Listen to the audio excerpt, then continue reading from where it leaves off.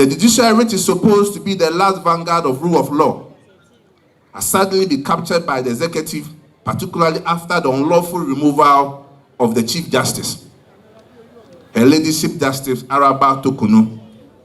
Today in Ghana, judges fear to dispense justice according to the law because they fear they may also suffer the same fate as Justice Tokuno. Shockingly, some judges now invoke the words of dictators such as Idi Amin, with the famous pronouncement, "You may have freedom of speech, but freedom after speech cannot be guaranteed." And this is what comes from a judge. Others assume jurisdiction when none exists, issuing politically questionable rulings involving parliamentary cases. Mr. Chairman, on December 7, 2024, from all the 152 polling stations in Padai, results have been duly counted, announced and declared by the Electoral Commission. It is interesting to note that in line with the results from the 152 polling stations, the NDC parliamentary candidate, realizing that it has lost the elections, decided to cause mayhem in Padai, just as they did in Techiman South, Dominic Kwabena, Afano North, Ablekuma North, Kalkwi Central, and Obuasi East. Due to the security threat at Padai, the Electoral Commission decided to move the collation from Padai to Tamale. Mr. Chairman, it is also important to note that after the collation in Tamale,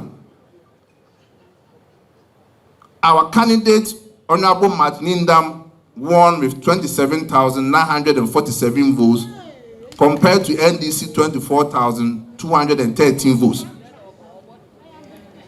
Mr. Chairman, it is important to state that contrary to the false impression created, which the court says that the parliamentary candidate of the NDC had no rep at the collation center or was not present, Mr. Chairman, the regional secretary of the NDC was at the collation center. The NDC parliamentary candidate did not show up at the collation center because he knew he had lost. Mr. Chairman, in law, it is said that you cannot go to court and get what you have not asked for. In this particular case, the NDC candidate, somewhere 25th January 2025, decided to file a petition at the High Court, challenging 41 polling stations out of 152 polling stations.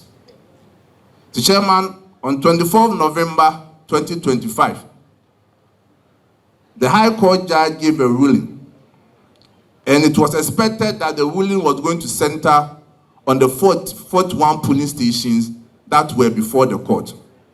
But surprisingly, the High Court judge went beyond the 41 polling station and annulled the results of 152 polling stations.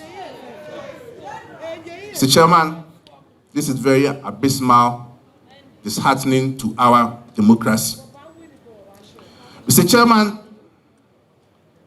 because we are a party of rule of law,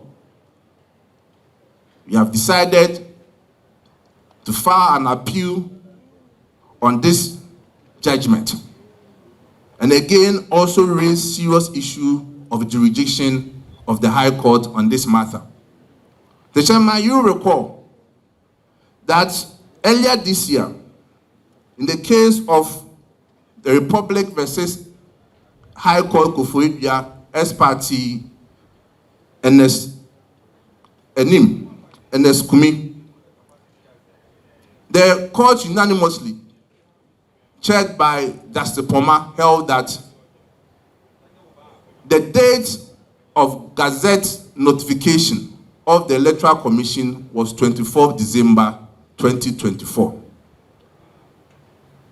At that time, there was contention as to whether the date was 6th January or 24th December. The chairman, the court unanimously said 24th December. This was after the NDC has presented their exhibit,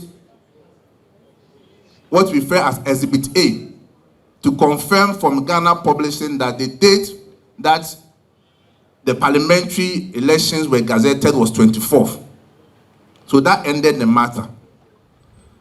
The chairman, there is a reason why under PND's law 284, the representation of the people's law, it is stated in section 18 that before a person can take a matter to court, first, the Electoral Commission should have gazetted the election results. Then, after 21 days, then you can take the matter to court in the form of a petition.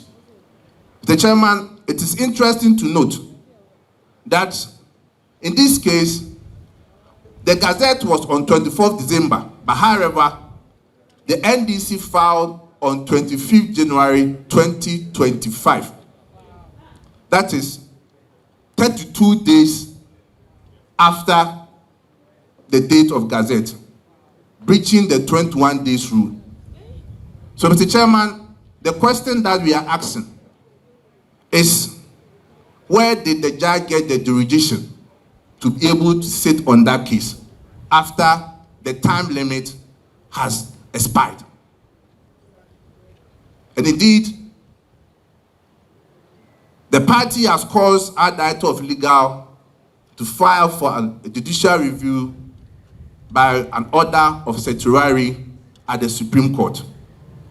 Mr. Chairman, this is clear. And everyone who reads the law, the PNDC law 284, knows that this is very clear. But however, we are waiting to hear what the Supreme Court will say on this matter.